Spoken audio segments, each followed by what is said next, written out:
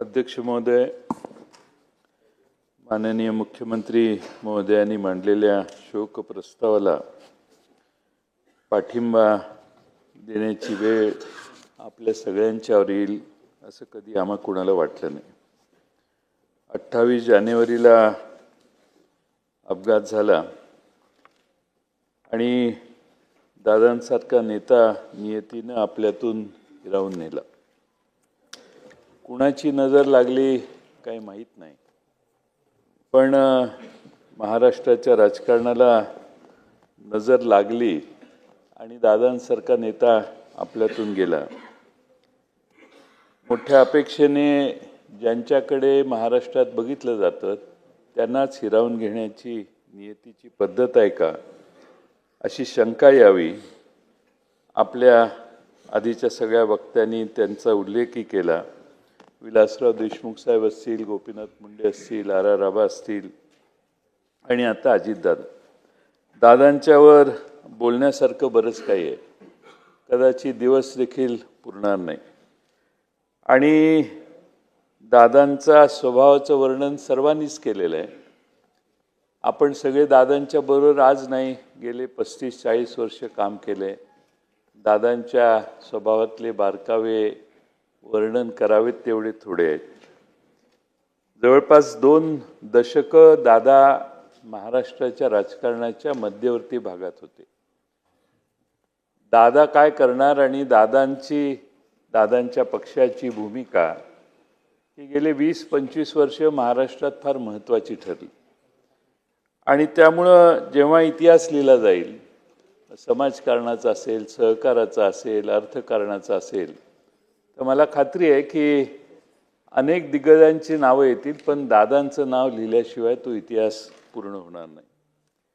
स्वर्गीय यशवंतराव चव्हाणांच्या मुशीतनं आदरणीय पवार साहेबांचं नेतृत्व सुरू झालं आणि त्यांचा आविष्कार, त्यांचे संस्कार घेऊन अजितदादांनी आयुष्यभर काम केलं। खरं म्हणजे दादांची आणि आम्हा सर्वांची कारकीर्द ही एकाच वेळी सुरू झाली। दिलीपरावजी इथं बसलेले आहेत, आर आबा होते, आम्ही समोरच्या बाजूत खाडे साहेब जिथं बसलेले आहेत, कुटे साहेब बसलेले आहेत, त्या ठिकाणी बसायचो।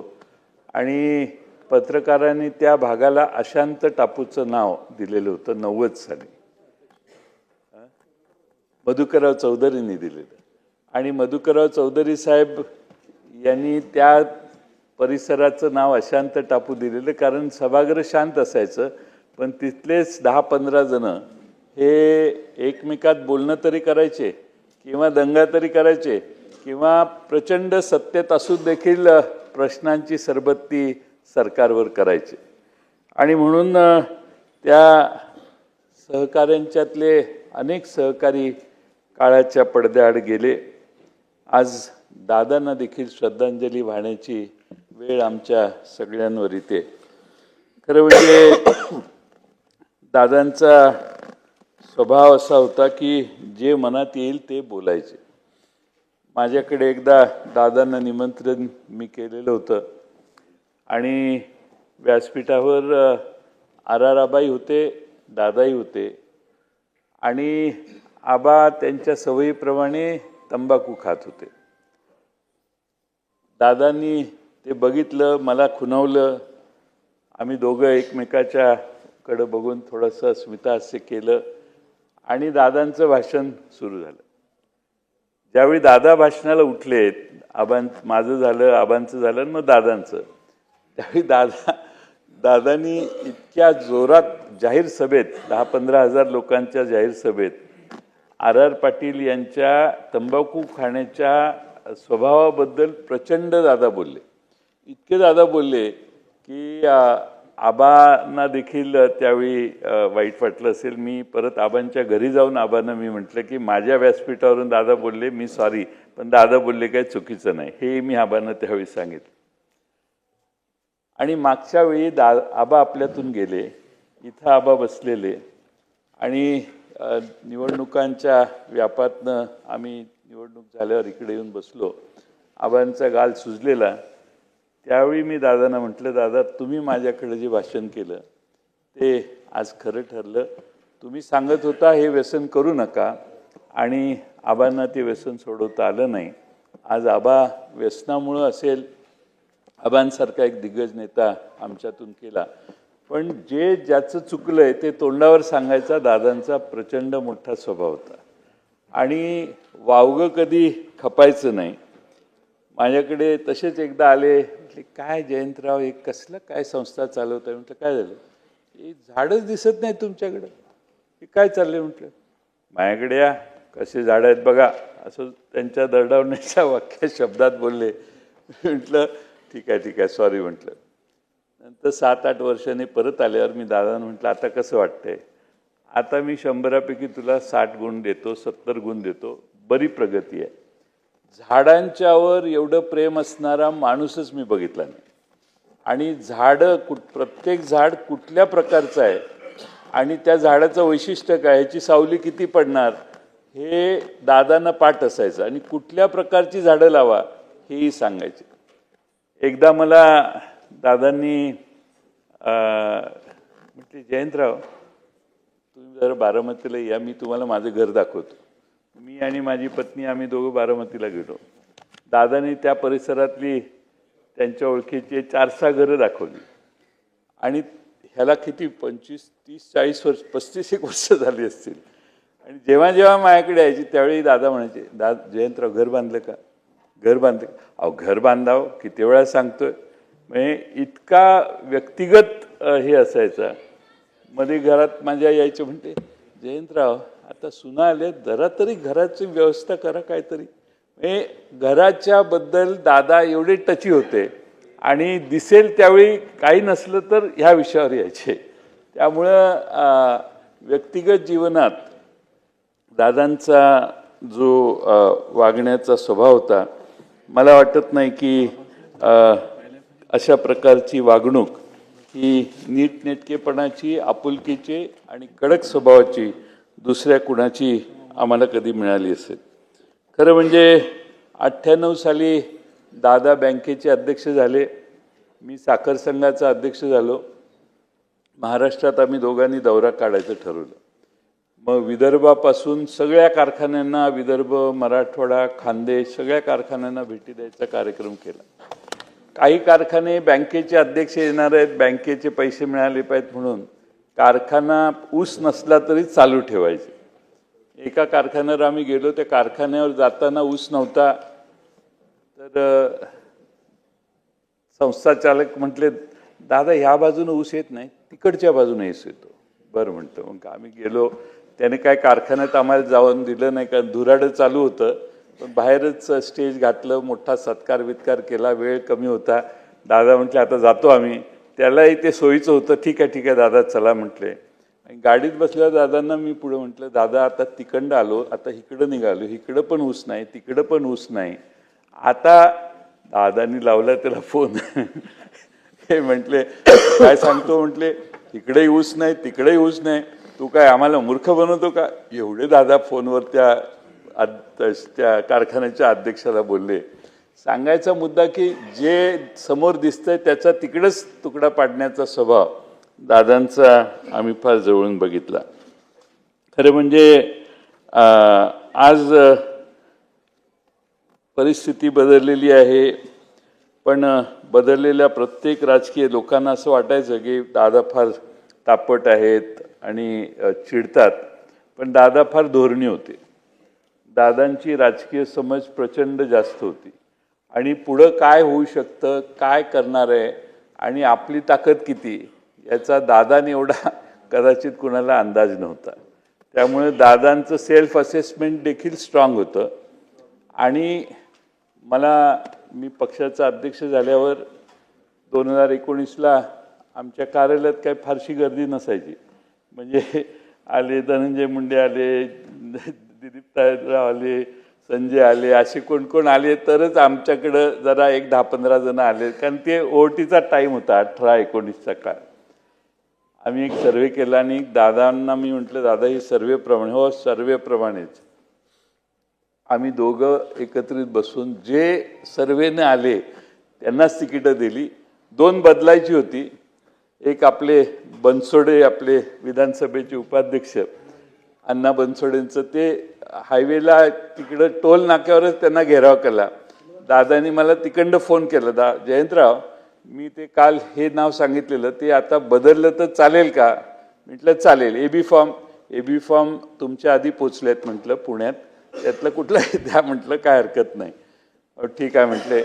मग आणखीन थोड्या वेळाने दुसरा फोन आला, कुठेतरी मराठवाड्यात बदलायचं आहे, बदललं तर चालेल का? सांगायचा मुद्दा मगाशी भास्करांनी सांगितलं, पक्षाच्या अध्यक्षाला सांगून त्याला पाहिजे ते त्यांच्या कानावर घालून निर्णय घेण्याची एक प्रचंड मोठी स्वभावाचं वैशिष्ट्य दादांचं आम्ही बघितलं. आणि मला आठवतं एकदा संघर्ष यात्रा काढली, काँग्रेस पक्ष 17 जण निलंबित केली, भास्करांना निलंबित केलं, आमचं संग्राम जगतापही त्यात आहे, असे 16-17 जण निलंबित त्यावेळी झाली. मग संघर्ष यात्रा निघाली.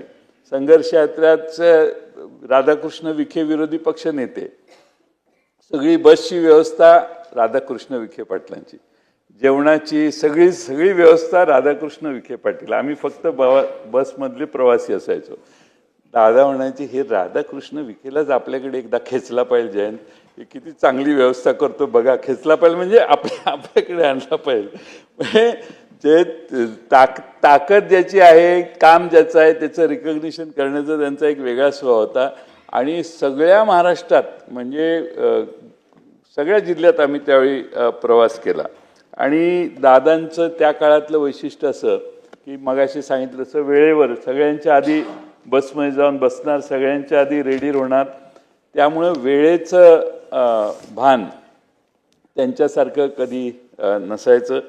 मी शेवटी त्यांना सांगायचो, मला जरा अर्धा तास आधीची वेळ कळवत जावा, म्हणजे 8ला यायचं तर 7:30ला कळवा, मी 8ला पोहोचत जाईन. असं मला सांगतच जाऊ नका 8 आहे म्हणून 7:30च सांगा, कारण त्यांचा आणि माझा टाईम कधी वेळेवर एका वेळी कायम वेळेवर प्रचंड जायचे ते.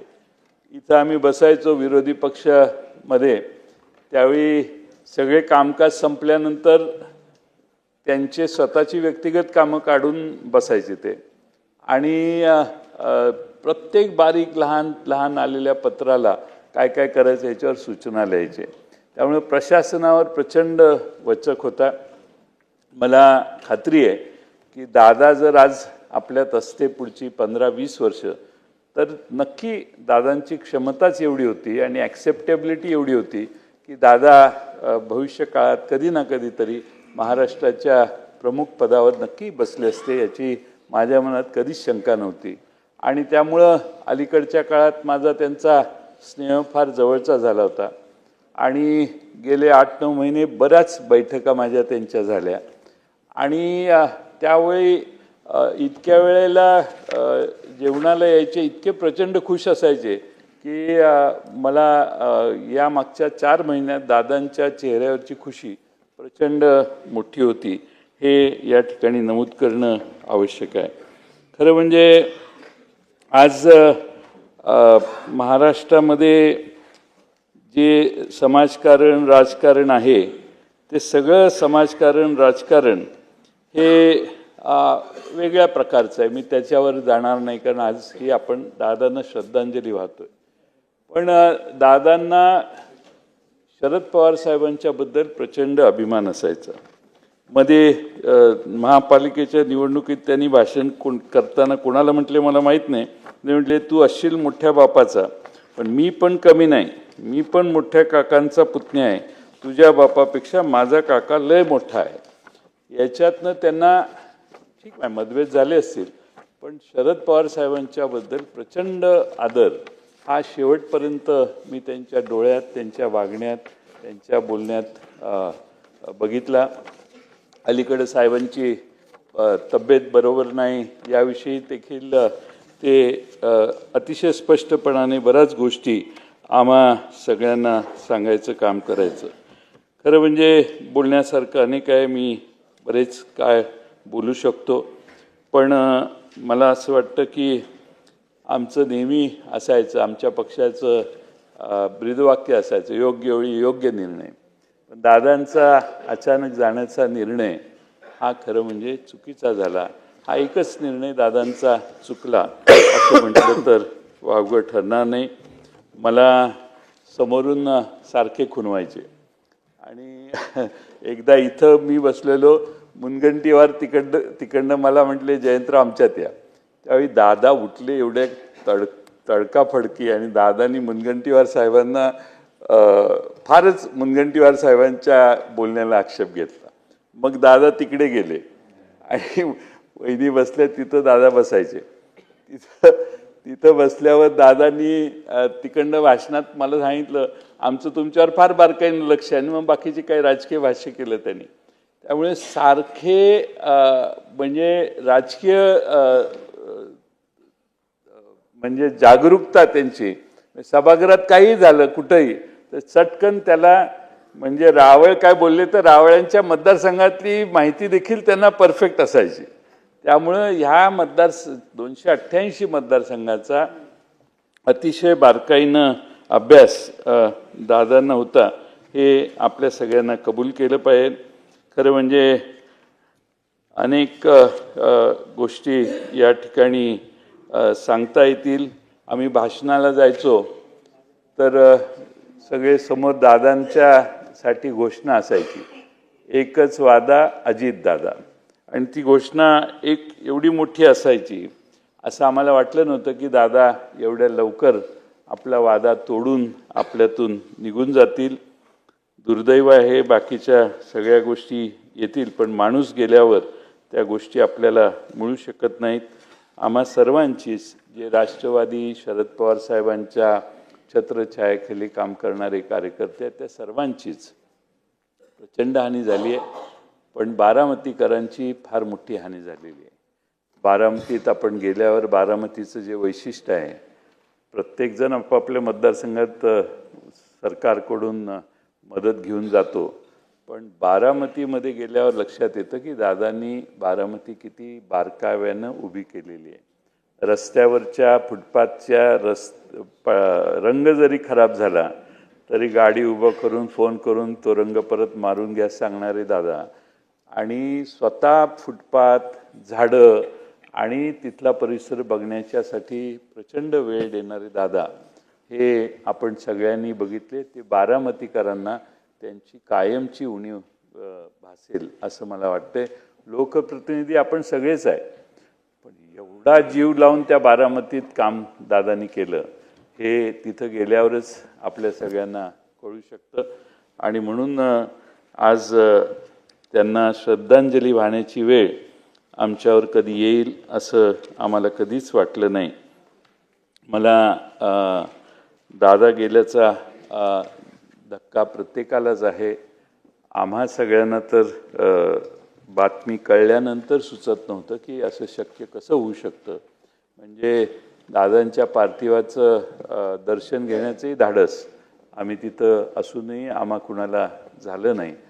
आणि त्यामुळं माझी मुख्यमंत्री महोदयांना विनंती आहे की हा अपघात कसा झाला कशामुळे झाला मला खात्री आहे आपण त्यात लक्ष घालाल आणि तांत्रिकदृष्ट्या हा अहवाल जो येईल त्याच्यामुळं महाराष्ट्रात असा अपघात कसा झाला याचा खुलासा स्पष्टपणे होणे आवश्यक आहे. असं म्हणजे ॲक्सिडेंट यापूर्वी कधीही मोठ्या विमानांचाही लहान विमानांचाही हा असा कधी झालेला आम्हाला ऐकवत नाही. आणि म्हणून दादांना मी राष्ट्रवादी पक्षाच्या वतीनं श्रद्धांजली वाहतो. अजून बराच वेळ बोलता येईल पण मी सभागृहाचा वेळ घेऊ इच्छित नाही. महाराष्ट्राच्या ज्येष्ठ नेत्या शालिनीताई पाटील यांचं निधन 94व्या वर्षी माहीमला झालं आणि सत्यशोधक विचाराचे प्रणेते ज्योतिराव फाळके पाटील यांच्या त्या कन्या होत्या, वकील होत्या. आमच्या सांगली जिल्ह्यात लोकल बोर्डाच्या सदस्या म्हणून त्यांनी कामाची सुरुवात केली आणि एक वेगळी छाप त्यांनी उमटवली आणि महसूल मंत्री म्हणूनही त्यांनी त्यांची कारकीर्द गाजवली आणि अतिशय करारी स्वभावाच्या होत्या. कोरेगाव विधानसभेत 1999 ते 2009 आमदार म्हणून त्या निवडून आल्या. 90 आणि 95मध्ये जनता दल आणि अपक्ष म्हणून देखील त्यांनी निवडणूक लढवलेली. पण एक करारी आणि अतिशय बाणेदार आणि ठामपणाने आपली भूमिका मांडणारी भगिनी म्हणून महाराष्ट्राच्या राजकारणात त्यांना सर्वांनी पाहिलेलं आहे. स्वरूपसिंग हिऱ्या नाईक हे सुद्धा आम्ही जवळून पाहिलेले आहेत. मी अर्थमंत्री असताना त्यांचा एक फार मोठा गहन प्रश्न होता.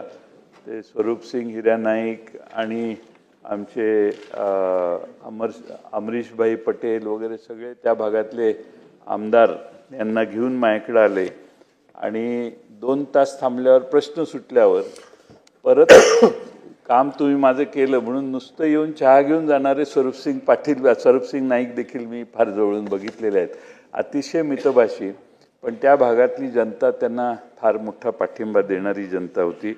आणि त्यामुळं स्वरूपसिंग हिऱ्या नाईक हे दीर्घकाळ या सभागृहाचे सदस्य मंत्री म्हणून त्यांनी काँग्रेस पक्षात देखील फार चांगलं काम केलं.